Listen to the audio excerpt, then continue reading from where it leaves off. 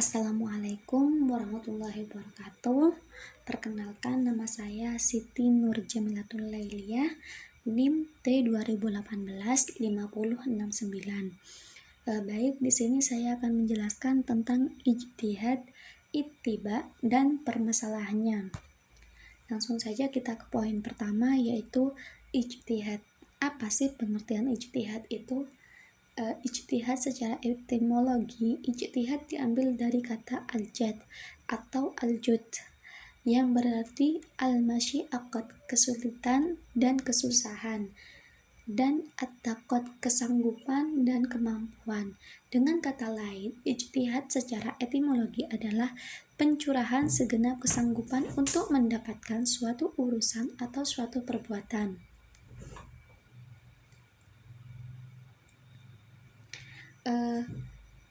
Ijtihad juga didefinisikan, yaitu ijtihad adalah suatu pekerjaan yang mempergunakan segala kesanggupan daya rohaninya untuk mendapatkan hukum syara atau menyusun suatu pendapat dari suatu masalah hukum yang bersumber dari Al-Quran dan hadis. Yang kedua yaitu fungsi ijtihad. Di sini ada 4 fungsi ijtihad, yaitu pertama, ijtihad merupakan sumber hukum Islam yang ketiga setelah Al-Quran dan hadis. Yang kedua, ijtihad merupakan sarana untuk menyelesaikan persoalan-persoalan baru yang muncul dengan tetap berpegang pada Al-Quran dan Sunnah. Yang ketiga, ijtihad berfungsi pula sebagai suatu cara yang disyariatkan untuk menyesuaikan perubahan-perubahan sosial dengan ajaran-ajaran Islam. Yang keempat, ijtihad berfungsi sebagai wadah pencurahan pemikiran kaum muslim dalam mencari jawaban dari masalah-masalah. Langsung saja yang C, macam-macam ijtihad. Macam-macam ijtihad ini ada 7 macam. Yang pertama, ijtihad al-batani, yaitu ijtihad yang menjelaskan hukum-hukum syara dan nas. Yang kedua, ijtihad al-qiyasi, yaitu ijtihad terhadap permasalahan yang tidak terdapat dalam Al-Quran dan As-Sunnah dengan menggunakan metode qiyas. Yang ketiga, ijtihad al-istislah, yaitu ijtihad terhadap permasalahan yang tidak terdapat dalam Al-Quran dan As-Sunnah dengan menggunakan ra'yu berdasarkan kaidah istislah. Yang keempat, ijtihad al-aqli, yaitu ijtihad yang hujjahnya didasarkan pada akal, tidak menggunakan dalil syara. Mujtahid dibebaskan untuk berpikir dengan mengikuti kaidah-kaidah yang pasti. Misalnya, menjaga kemadaratan, hukumnya itu jelek bila tidak disertai penjelasan dan lain-lainnya.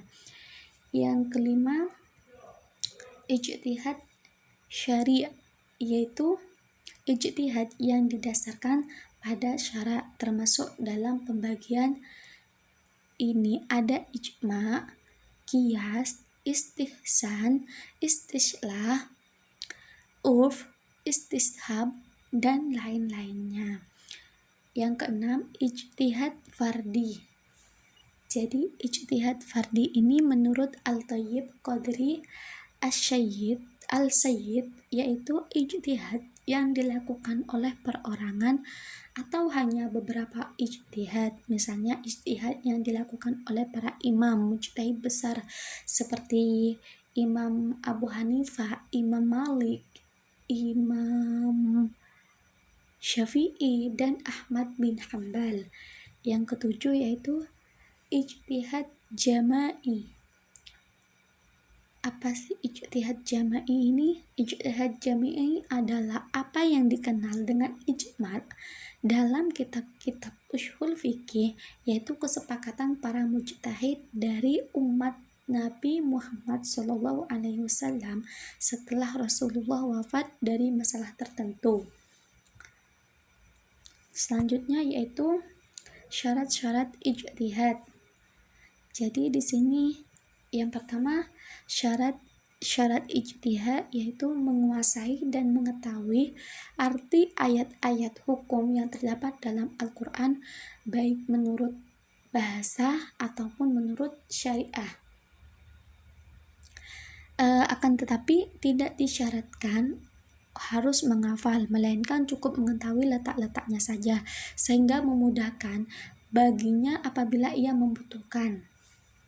Yang kedua, menguasai dan mengetahui hadis-hadis tentang hukum, baik menurut bahasa maupun menurut syariat. Akan tetapi tidak disyaratkan untuk harus menghafal, melainkan cukup mengetahui letak-letaknya secara pasti untuk memudahkan jika ia membutuhkannya. Yang ketiga yaitu mengetahui nasakh dan mansukh dari Al-Quran dan As-Sunnah supaya tidak salah dalam menetapkan hukum, namun tidak disyaratkan harus menghafalnya.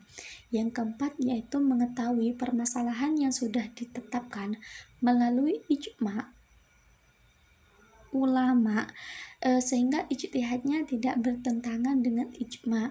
Yang kelima yaitu mengetahui qiyas dan berbagai persyaratan serta mengistinbatnya, karena qiyas merupakan kaidah dalam berijtihad. Yang keenam yaitu mengetahui bahasa Arab dan berbagai disiplin ilmu yang berkaitan dengan bahasa serta berbagai problematikanya. Yang ketujuh yaitu mengetahui ilmu ushul fikih yang merupakan pondasi dari ijtihad. Yang kedelapan, mengetahui maqasidhu asy-syariah, tujuan syariat secara umum, karena bagaimanapun juga syariat itu berkaitan dengan maqasidhu asy-syariah atau rahasia di syariatnya suatu hukum. Yang yaitu tingkatan mujtahid. Tingkatan mujtahid ada 4. Yang pertama, mujtahid fisi syar'i. Mujtahid fisi syar'i adalah orang-orang yang berkemampuan mengijtihadkan seluruh masalah syariat yang hasilnya diikuti dan dijadikan pedoman oleh orang-orang yang tidak sanggup berijtihad. Merekalah yang membangun mazhab-mazhab tertentu. Ijtihad yang mereka lakukan semata-mata hasil usahanya sendiri tanpa mengambil pendapat orang lain. Yang kedua yaitu mujtahid fil masail. Mujtahid fil masail ini adalah mujtahid yang mengarahkan ijtihadnya kepada masalah tertentu dari suatu mazhab, bukan kepada dasar-dasar pokok yang secara umum. Yang ketiga yaitu mujtahid fil mazhab. Mujtahid yang diijtihadnya tidak sampai membentuk mazhab tersendiri, akan tetapi mereka cukup mengikuti salah seorang imam mazhab yang telah ada dengan beberapa perbedaan baik dalam beberapa masalah yang utama maupun dalam beberapa masalah yang cabang. Yang keempat yaitu mujtahid muqayyad. Mujtahid muqayyad yaitu mujtahid yang mengikatkan diri dan menganut pendapat-pendapat ulama syalaf dengan mengetahui sumber-sumber hukum dan dalalah-dalalahnya. Mereka mampu menetapkan pendapat yang lebih utama di antara pendapat yang berbeda dalam suatu mazhab dan dapat membedakan antara riwayat yang kuat dan riwayat yang lemah. Yang selanjutnya yaitu hukum melakukan ijtihad.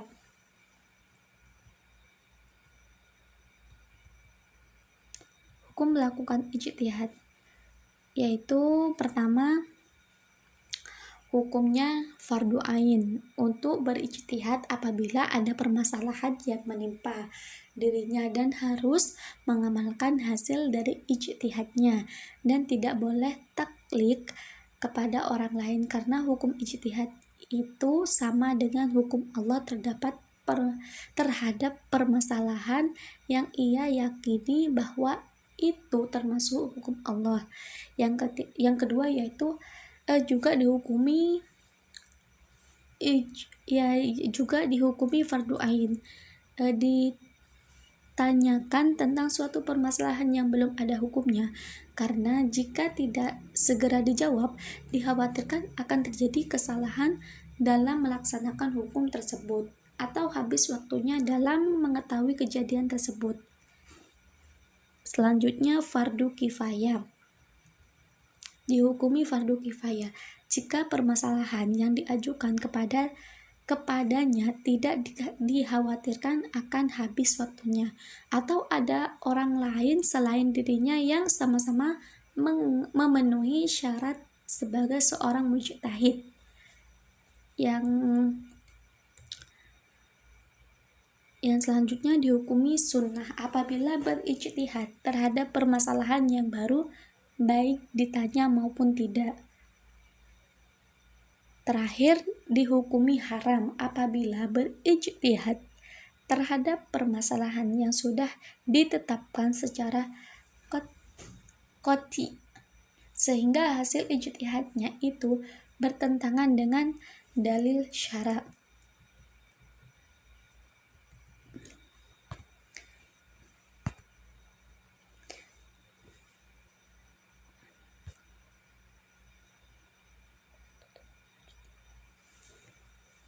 Selanjutnya, kedudukan ijtihad dalam hukum Islam. Masalah-masalah yang menjadi lapangan ijtihad adalah masalah-masalah yang bersifat zanni, yaitu hal-hal yang belum jelas dalilnya, baik dalam Al-Quran maupun hadis.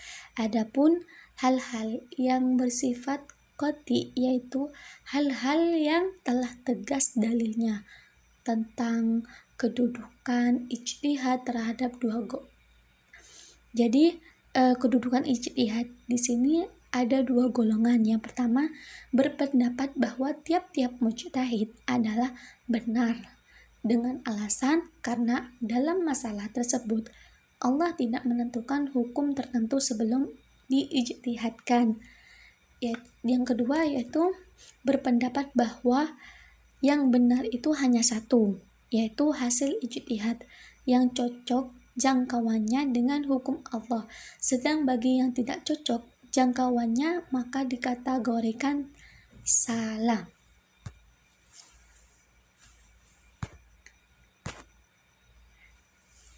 Langsung saja ke poin yang kedua, yaitu ittiba. Apa sih ittiba itu? Apa sih pengertian ittiba? Jadi pengertian ittiba itu menurut atau mengikut. Menurut istilah agama yaitu menerima ucapan atau perkataan orang serta mengetahui alasan-alasannya atau dalil, baik dalil itu Al-Quran maupun hadis yang dapat dijadikan hujjah.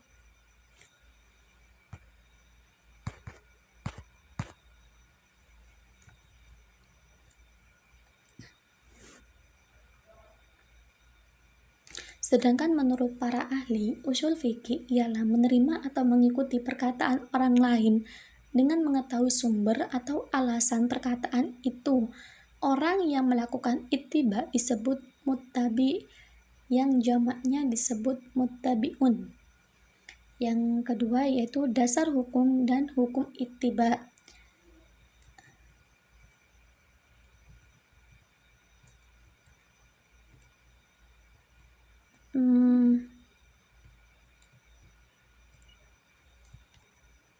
Dasar hukum.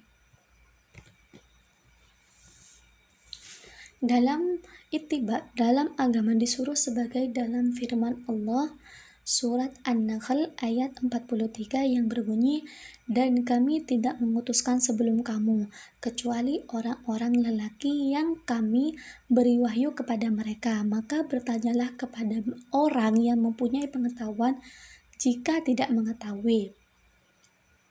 Dalam ayat tersebut, kalimat bertanyalah yaitu menunjukkan wajib untuk dilakukan. Maksudnya kewajiban kamu bertanya kepada orang yang tahu dari kitab dan sunnah, tidak dari lain-lain. Rasulullah Shallallahu Alaihi Wasallam juga bersabda yang artinya wajib kamu turut sunnahku, cara dan sunnah Khulafaur Rasyidin sesudahku. Kata ittiba penggunaannya lebih baik daripada penggunaan at-taqlid, karena Al-Quran sendiri menggunakan kata-kata ittiba berkaitan dengan hal-hal yang terpuji dan disyariatkan. Misalnya seperti yang terdapat pada ucapan Ibrahim kepada ayahnya dalam surat Maryam ayat 43 yang berbunyi, wahai Bapakku, sesungguhnya telah datang kepadaku sebagian ilmu pengetahuan yang tidak datang kepadamu, maka ikutilah aku, niscaya aku akan menunjukkan kepadamu jalan yang lurus. Jadi ayat itu menunjukkan orang yang tidak mengetahui dianjurkan untuk mengikuti orang alim dalam perkara yang tidak diketahuinya sendiri.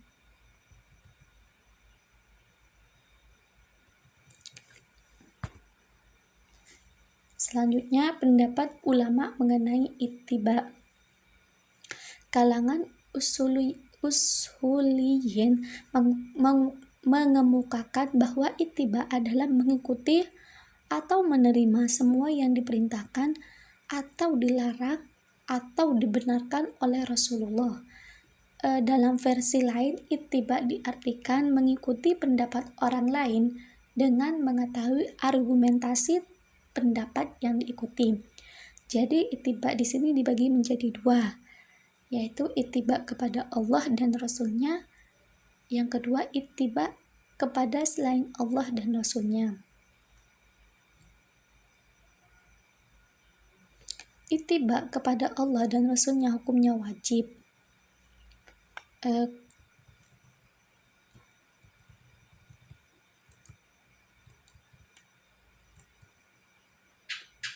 Karena di situ dijelaskan dalam firman Allah surat Al-A'raf ayat 3, ikutilah apa yang diturunkan kepadamu dari Tuhanmu dan janganlah kamu ikuti selain Dia sebagai pemimpin, sedikit sekali kamu mengambil pelajarannya.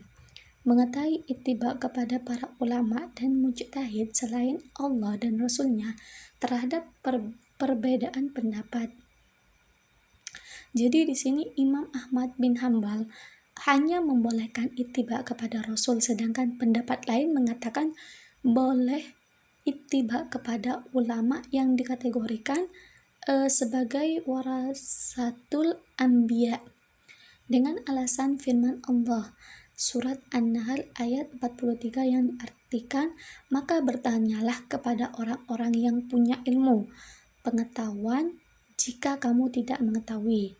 Yang dimaksud dengan orang-orang yang punya ilmu pengetahuan dalam ayat itu adalah orang-orang yang ahli dalam ilmu Al-Quran dan hadis, serta bukan pengetahuan berdasarkan pengalaman semata, karena orang-orang seperti yang disebut terakhir dikhawatirkan akan banyak melakukan penyimpangan dalam menafsirkan ayat-ayat Al-Quran dan hadis Rasul. Bahkan terkandung dalam Al-Quran untuk itu kepada orang-orang yang seperti ini tidak dibenarkan berittiba kepadanya. Sekian dari saya. Mohon maaf jika ada kesalahan, kurang dimengerti, kurang jelas. Selanjutnya, wassalamualaikum warahmatullahi wabarakatuh.